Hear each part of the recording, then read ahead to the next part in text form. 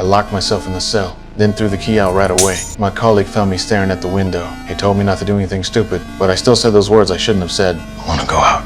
But no one who said those words ever survived. Turns out, humans in the future world live 1,500 meters underground. There's a special rule here. Anyone who says the words "go out" gets forced to the surface. Everyone who went to the surface before died from the toxins in the outside world. But I said those forbidden words without hesitation because of my wife's mysterious death 3 years ago. That day, my wife shouted in the cafeteria, "The outside world is actually full of birds and flowers. The ruins everyone sees on the screen were images deliberately altered by the leaders. The purpose was to imprison people here, but seeing no one reacted at all, she shouted those forbidden words. I want to go out! So, as the sheriff, I had to personally send her to the surface world. The bunker residents watched through live broadcast as Allie went outside. She wiped the bunker's camera with wool. She excitedly thought the outside world was livable, but she collapsed after just 2 steps. People's hopes were crushed once again. However, only I knew my wife told me before leaving. If the outside world was livable, she would turn back to wipe the camera. So her death must have another reason.